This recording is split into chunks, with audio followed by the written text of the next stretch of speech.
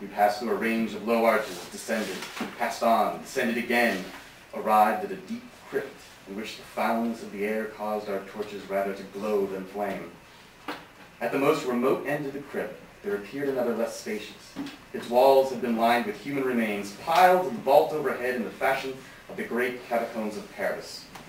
3 sides of this interior crypt were still ornamented in this manner.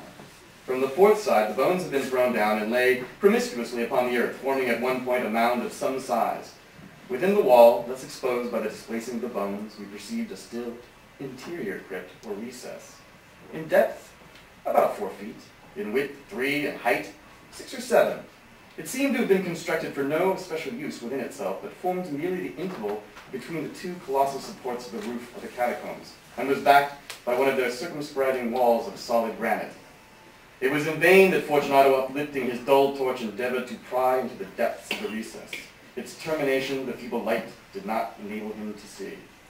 "Proceed," I said. "Herein is the Amontillado. And as for Lucrezi—" "He is an ignoramus," interrupted my friend, as he stepped unsteadily forward, while I followed immediately at his heels. In the niche, and finding an instant that he had reached the extremity of the niche, and finding his progress arrested by the rock, stood stupidly bewildered.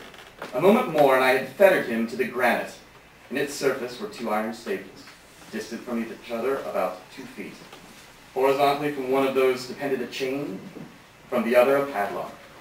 Throwing the links about his waist, it was but the work of a few seconds to secure it, and he was too much astounded to resist. Withdrawing the key, I stepped back from the recess.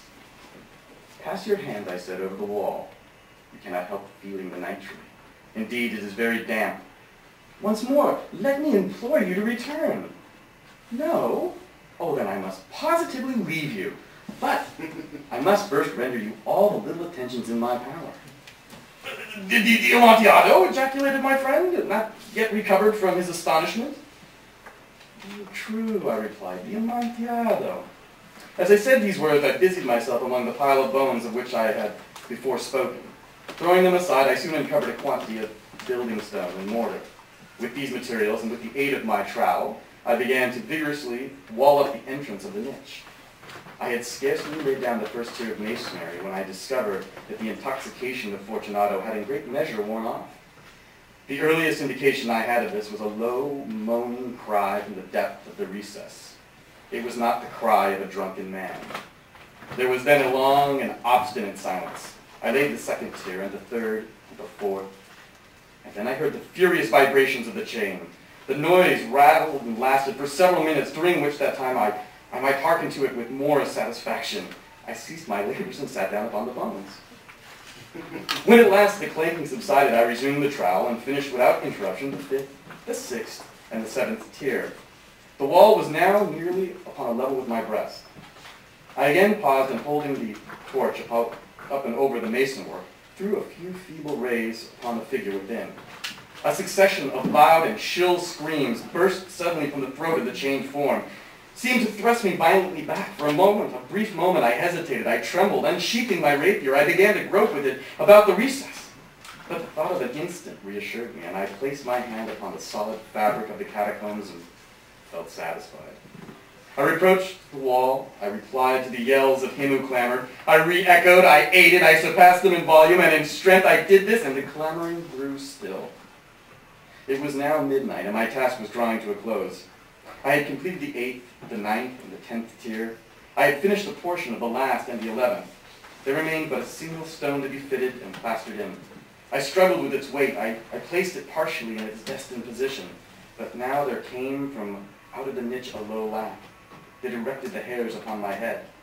It was succeeded by a sad voice, which I had difficulty in recognizing as that of the noble Fortunato. The voice said, "Ha ha ha ha, very good joke. Indeed, an excellent jest. Oh, we will have many a rich laugh about it in the palazzo. Ha ha, over our wine. Ha ha ha." "The Amontillado," I said. Yes, the Amontillado. But is it not getting late? Will it not be awaiting them at the palazzo, the lady, Fortunato, and the rest? Let us be gone." "Yes," I said, "let us be gone." "For the love of God, Montresor!" "Yes," I said, "for for the love of God. But to these words I hearkened in vain for a reply. I grew impatient. I called out loud, "Fortunato!" No answer. I called again, "Fortunato!" No answer still. I thrust a torch through the remaining aperture and let it fall within. There came forth in return only a jingling of the bells. My heart grew sick. It was the dampness of the catacombs that made it so. I hastened to make an end of my labor. I forced the last stone into its position. I plastered it up. Against the new masonry, I re-erected the old rampart of bones. For the half of a century, no mortal man has disturbed them. In peace, breath this out.